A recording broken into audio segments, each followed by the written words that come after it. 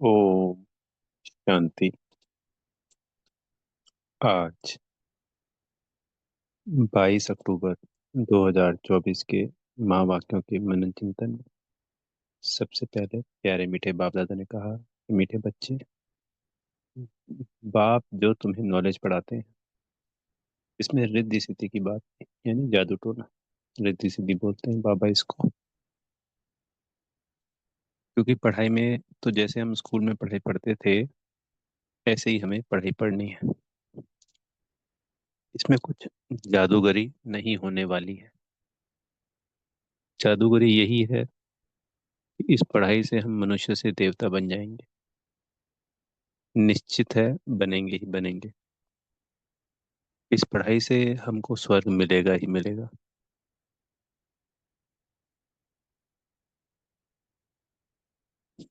पर हम आज सोचें कि आज कोई जादूगरी हो जाए। नहीं, जादूगरी तब अनुभव होगी जब हम स्वयं को आत्मा समझ प्यारे बाबा को याद करेंगे। हमारे 63 जन्मों का जो हिसाब किताब है वो चुकतू हो जाएगा। आत्मा हल्की होती चली जाएगी। प्यारे बाबा की अनन्य अनुभूतियां हमको होने लगेंगी। तभी लगेगा कि अरे, संगम युग पे तो बहुत आनंद है, बेहद की खुशी है, अतीन्द्रिय सुख की प्राप्ति है, बाबा की अनुभूति है। बहुत अनन्य बातों की महसूसता होगी। फिर बाबा ने कहा कि देवताओं को अक्लमंद और मनुष्य को बेसमझ क्यों कहेंगे, क्योंकि देवताएं हैं सर्वगुण संपन्न, 16 कला संपूर्ण, संपूर्ण निर्विकारी, सतो प्रधान है। सतो प्रधान होना मतलब अक्लमंद होना। तमो प्रधान होना मतलब पत्थर बुद्धि होना। हम अभी भक्ति में क्या क्या रीति रिवाज निभाते आए, कोई समझ के थोड़ी करते थे उसको। कह दिया और करते रहे करते रहे। भगवान को कण कण में बताते रहे। गीता भी पढ़ते, अपने को आत्मा समझ परमात्मा को कभी याद ही नहीं करते। उसमें है ये पॉइंट, अपने को आत्मा समझ परमात्मा को याद करो। खोटों में कोई, कोई में भी कोई मुझे पहचान पाता है। श्री कृष्ण को तो सभी पहचान लेते हैं। ये तो एक या दो पॉइंट है, पूरी भक्ति के अंदर ऐसे हजारों पॉइंट हैं अलग अलग,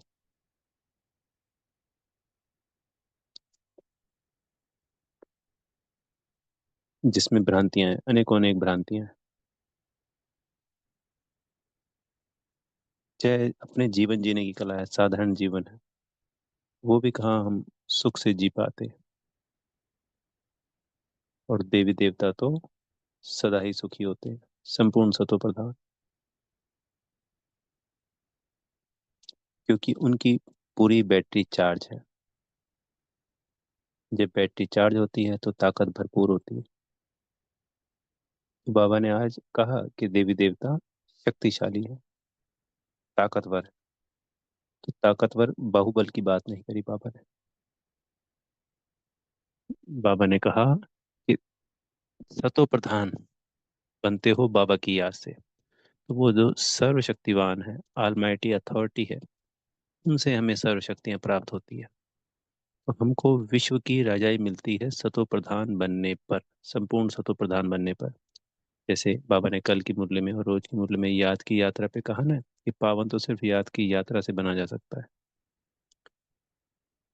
पढ़ाई से नहीं। योग और ज्ञान दो अलग अलग चीजें हैं। ज्ञान विज्ञान बताया कल बाबा ने। तो ऐसे ही आत्मा इस पुरुषोत्तम संगम युग पे ही जब सतो प्रधान बन जाती है बाबा की याद से, तब शक्तिशाली होती है। क्योंकि उसकी पहली शर्त है पवित्र होना। पवित्र होके जब हम बाबा को याद करते हैं, ज्ञान धारणा सेवा ये मदद करती है उस याद के लिए। एक दिन में कुछ भी नहीं होने वाला, रोज हमें अभ्यास करना है। कल बाबा ने जैसे कहा कि चार्ट रखना है, चार्ट को बढ़ाते रहना है। अगर हम पूरा फोकस करेंगे स्वयं पे, अपनी याद पे, उस चार्ट पे, कि रोज हम 15 मिनट याद करते हैं, फिर 20, फिर आधी घंटा, फिर 1 घंटा, फिर 2 घंटा, सफलता निश्चित है। बाबा को चार्ट देते जाएंगे, हमारी शक्तियां बढ़ती जाएंगी, क्योंकि बाबा मदद करता है। एक कदम हिम्मत का हमारे बच्चों का, और 1000 कदम हमारे बाबा के। बाबा हर वक्त तैयार है।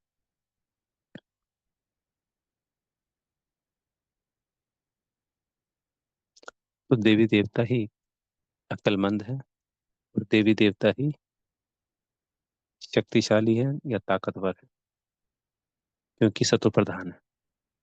इन 84 जन्मों की यात्रा में हमारी बैटरी पूर्ण रूप से डिस्चार्ज हो जाती है, ये भी कहा है बाबा ने।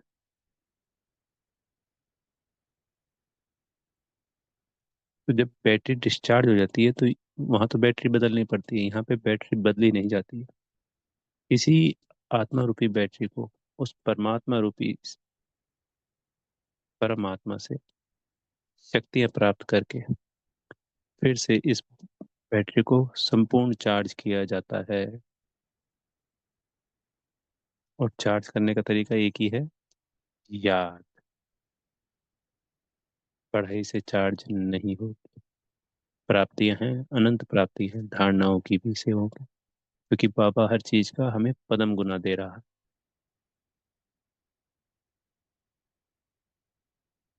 पर ये चारों सब्जेक्ट एक दूसरे के पूरक है।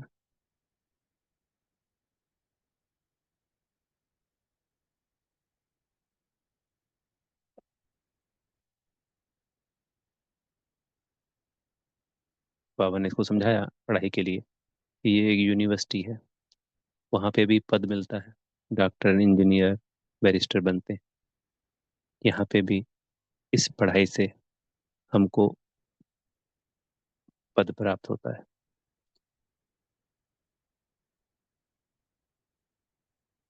क्या बनते हैं हम?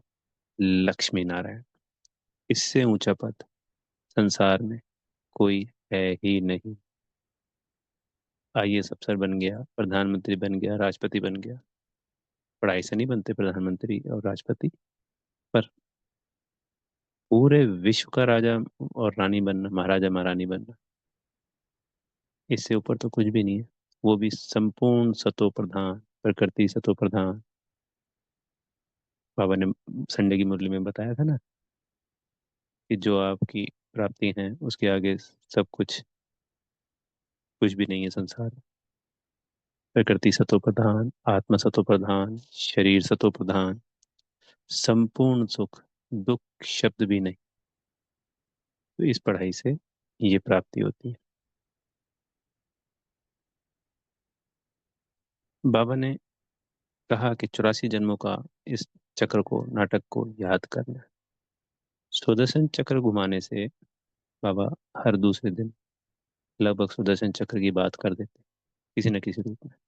अपने 84 जन्मों की यात्रा को देखो, सुदर्शन चक्र घुमाओ, कभी वर्णों को देखो, कभी 500 रूपों को अव्यक्त मूल्यों में बहुत बार कहा बाबा ने, कई बार हमें घुमाया है। वो जरूर हमें घुमाना है। हमारे विकर्म भी विनाश होते हैं जब हम उन स्वरूपों को याद करते हैं, तो उनसे उन स्वरूपों में जो क्वालिटी है उसकी प्राप्ति होती है। जैसे संडे की मुरली में बाबा ने कहा कि अपने बार बार जो आने वाला स्वरूप है, भविष्य स्वरूप, उसको इमर्ज करो और उससे शक्तियां प्राप्त करो। तो बाबा से तो शक्तियां हमको मिलती ही मिलती हैं, पर अपनी यात्रा को, सुदर्शन चक्र घुमाने से भी हमको अनंत प्राप्तियां होती हैं। बाबा की हर एक एक बात से, जो उनकी श्रीमत के अनुसार हम करते हैं, हमारी अनंत प्राप्तियां हुई पड़ी हैं।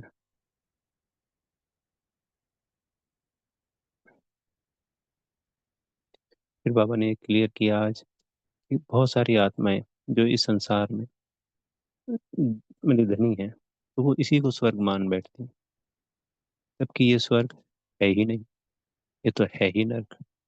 ये ऐसे हो गया जैसे रात हो रखी है और किसी ने अपने घर में बहुत उजाला कर रखा है, हर कोना कोना जगमगा रहा है। वो कहे ये तो दिन है, तो दिन तो नहीं हुआ है, तो रात ही ना। वो तो बिजली की रोशनी से उसने उसको दिन बना रखा है। अब वो सोचे कि ये दिन है, तो ये उसकी अपनी गलत फहमी है। इसी प्रकार बहुत सारी आत्माएं सोचते हैं कि शरीर ठीक है, परिवार ठीक है, धन से भरपूर है, यही स्वर्ग है हमारे लिए। वो उनकी गलत फहमी। ऐसे ही शास्त्रों में भी क्लियर कर दिया कि जो हम सतोगुणी भोग लेते हैं तो वो सतो प्रधान भोग है। तो सतो प्रधान भोग तो सिर्फ होगा ही सतयुग में। सतोगुणी भोग होगा ही त्रेता में। रजोगुणी भोग होगा ही द्वापर में। अभी भी ऐसा होता है, ऐसी बात नहीं है। जैसे फल है, तो फल मान लो सतोगुणी है, पर हम ये कहें कि वो सतो प्रधान भोग है, वो तो नहीं है ना। बने तो तमो प्रधान मिट्टी में है, तमो प्रधान प्रकृति के हैं, तो वो सतोगुणी हो सकते हैं वैसे। पर हम कहें कि जी वो सतो प्रधान ही है, तो वो रॉन्ग हो गया। क्योंकि तमो प्रधान दुनिया में हर चीज तमो प्रधान है। तो इस नर्क में ये नर्क ही है। सिर्फ अपनी अवस्था अच्छी हो जाना, स्वास्थ्य होना, पैसा होना, इसको हम कहें कि जी ये तो स्वर्ग है, तो वो उनकी अपनी गलत फहमी। क्योंकि ये कलयुग जो है ये भोगी दुनिया है, और जो सतयुग है वो है योगी दुनिया। सभी कार्य, सभी सेवाएं योग बल से होती हैं। हमारी जो आत्मा की वाइब्रेशंस हैं, जब इसी संगम युग पे भी कोई भी आत्मा अगर आत्मा का अभ्यास करती है, तो थोड़े ही समय में देखेगा कि मान लीजिए पहले जो हम सेवाएं करते थे पूरे दिन 8 घंटे में, वो 8 घंटे में पूरी होती थी। 10-15 सालों से हम जो कर रहे थे। पर जैसे जैसे आत्मा की शक्ति, आत्मा का बल बढ़ता जाता है, तो वो सेवाएं 8 घंटे के बजाय 7 घंटे, 6 घंटे, 5 घंटे, 4 घंटे में पूरी होने लगती हैं। ये प्रैक्टिकल है, ये फैक्ट है। तो जो हमारी पॉजिटिव वाइब्रेशंस हैं वो कार्य करने लगती हैं। हमारे मन के संकल्प जितने ज्यादा अधिक होंगे उतनी ही रुकावटें पैदा होंगी, और जितने कम से कम मन के संकल्प होंगे उतना ही वाइब्रेशन शक्तिशाली होंगी, और सहजता से सभी कार्य पूरे होंगे। तो वो योगी दुनिया है, और ये है भोगी दुनिया। वो निरोगी दुनिया है, ये रोगी दुनिया।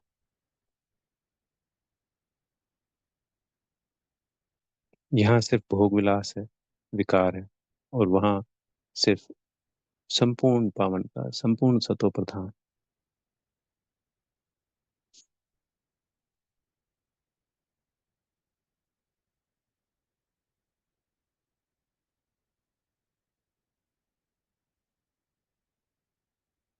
फिर बाबा ने आज कहा कि भगवान, भगवान के पॉइंट को लिया बाबा ने, कि जो शिव बाबा है वो निराकार है, वो परमात्मा है।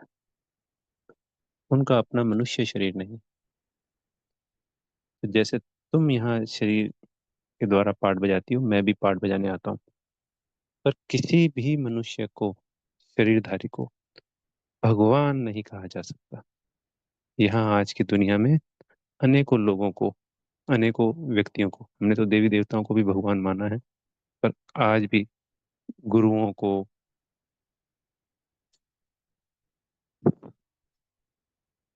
और अनेक अलग अलग, जैसे बहुत सारे ऐसे अनेकों हैं जिनको भगवान के रूप में आज पूजा जा रहा, जिन्होंने शरीर छोड़ दिया। चाहे वो गुरु थे, और चाहे उन्होंने कोई अच्छे कर्म किए, अनेकों अनेक मंदिर बनाए जाते हैं। सिंपल सी बात है, शिव निराकार पिता, परम पिता, परमात्मा, वो है भगवान, और हम शालिग्राम आत्माएं, उनके बच्चे। हाँ, हम देवता जरूर हैं, पर पूजनीय परम पिता परमात्मा शिव एक ही है। उनके अलावा इस संसार में कोई भी पूजनीय हो नहीं सकता।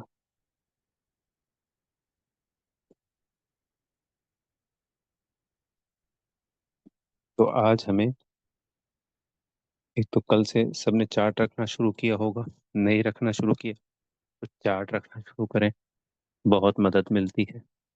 और सुदर्शन चक्र जरूर घुमाएं। कल की मुरली में भी लास्ट लाइन थी, और आज भी 84 जन्मों की बाबा यात्रा को याद करने के लिए कह रहे हैं।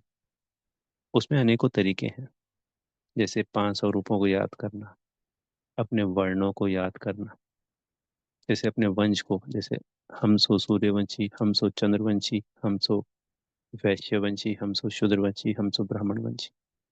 ये अलग अलग तरीके से हैं, इन सुदर्शन चक्र को घुमा सकते हैं।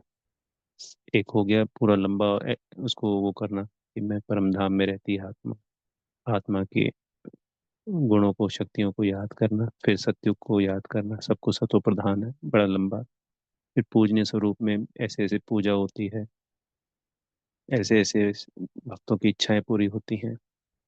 फिर पुरुषोत्तम संगम युग पे बाबा आते हैं, बाबा पिता, टीचर, सदगुरु के रूप में हमारी पालना करते हैं, हमको पढ़ाते हैं। इस तरीके से पूरा लंबा करके उसको किया जा सकता है अच्छी तरीके से, और एक सेकंड वाला भी किया जा सकता है। हम सो देवता, हम सो क्षत्रिय, हम सो वैश्य, हम सो शूद्र, हम सो ब्राह्मण। हो गया। फिर बाबा ने आज की मुरली में बहुत सुंदर एक बात बताई, बाइस्कोप। बोला संसार में जो नाटक होते हैं ना, एक तो होते हैं लाइव नाटक। उस लाइव नाटक में तो कैरेक्टर बदला जा सकता है, पर बाइस्कोप यानी फिल्म जो एक बार बन गई, उसका कैरेक्टर नहीं बदला जा सकता। तो बाइस्कोप का बाबा कह रहे हैं, मेरे को उदाहरण देना समझाना अच्छा लगता है। जब बाबा आए 1936 में, उसी के बाद फिल्में बनना शुरू हुई। पहली मूक फिल्म भी 1936 में से, जिसमें आवाज नहीं होती थी, वो बनी थी। ये फिल्में भी इसीलिए बनाई गई कि ताकि बाबा ने जब हमें ड्रामा का राज समझाया तो हम समझ सकें। संसार में बाइस्कोप यानी फिल्में होती ही नहीं, तो हमें ये समझने में थोड़ा दिक्कत आती है कि ये कैसा ड्रामा है जो एक्यूरेट है, फिक्स है। तो कहीं ना कहीं ये जो साइंस की इन्वेंशन हुई है या कई चीज़ों की इन्वेंशन हुई है, वो हमारे समझने के लिए भी हुई है। जैसे बाबा कहते थे जो गीत होते हैं ना, यज्ञ में पहले गीत फिल्मी गीत थे, तो मैं ये गीत प्रेरणा से बनवाता हूँ, इन पे समझाने देता हूँ। तो उनको अर्थ थोड़ी पता है उन गीतों का, संसार के लोगों का। अभी तो आजकल मुरलियों में गीत नहीं आ रहे हैं, आपने गौर किया होगा। पहले जब आया करते थे गीत, तो वो गीत फिल्मी होते थे वो सारे। जैसे आज तो यज्ञ के अपने गीत बने हुए, उनके ऊपर बाबा हमें समझाने देते थे। तो ऐसे बाबा ने प्रेरणा से अनेक कार्य करवाए हुए। तो बाइस्कोप जो 3 घंटे की फिल्म बन जाती है, उसमें कोई भी परिवर्तन नहीं हो सकता। ऐसे ही इस ड्रामा में कोई परिवर्तन नहीं हो सकता। तो जब भी दिल शिकस्त होता है, तो हमें ड्रामा की ढाल को आगे रखना है दिल शिकस्त होने पे। फ्यूचर में ये कोई भी कर्म नहीं सोचना कि ड्रामा में होगा तो कर लेंगे, नहीं तो नहीं करेंगे। ऐसा नहीं, वो रॉन्ग हो जाता है। सिर्फ जब बीत गया है, तो ड्रामा में नूंद थी, अपने दिल को समझाना है ज्ञान से, और फिर बाबा के पास परम धाम में जाके थोड़ी देर बैठना है, ताकि दिल शिकस्त ना, शक्तियां लेनी। फिर बाबा ने आज वरदान में दिया कि अल्फ को जानने और पवित्रता के स्वधर्म को अपनाने वाले विशेष आत्मा भाव। तो बाप दादा कह रहे हैं कि हमको बहुत खुशी है कि उनका एक एक बच्चा विशेष आत्मा है। चाहे वो कोई भी है, बुजुर्ग है, बहन है, भाई है, युवा है, प्रवृत्ति में रहने वाला है, लेकिन इस दुनिया के आगे विशेष से विशेष है। चाहे दुनिया में कोई अभिनेता है, वैज्ञानिक है, कोई भी हो, क्योंकि जिसने भगवान को नहीं जाना, उसने कुछ भी नहीं जाना। बाबा ने एक बहुत सुंदर लाइन कही उसमें कि हम निश्चय बुद्धि हो पलक से कहते हैं, तुम ढूंढते रहो, हमने तो पा लिया। बहुत सुंदर लाइन है ये। तुम ढूंढते रहो यानी भगवान को ढूंढते रहो, हमने तो पा लिया। तो पवित्रता जो हम प्रवृत्ति मार्ग में रहते हुए इसको अपनाते हैं, ये कौन अपनाता है, इसके लिए शक्तियां कहाँ से आती हैं? शिव बाबा से। और हमारी प्राप्तियां कितनी हैं, वो हम सब जानते हैं। अनन्य प्राप्तियां, अखुट प्राप्तियां, संगम युग से लेकर त्रेतांत तक, 2500 वर्षों की, 21 जन्मों की। तो बाबा नाज करते हैं हम विशेष आत्माओं पर। बेहद खुशी है, हमें भी खुशी है कि हमें बाबा मिल गया। अच्छा, ओम शांति। बेहद का धन्यवाद आप आत्मा भाइयों का, मेरे प्यारे मीठे बाप दादा। आपको बेहद की शुभकामनाएं। सदा हमेशा आत्मिक स्थिति में स्थित रहे। ओम शांति।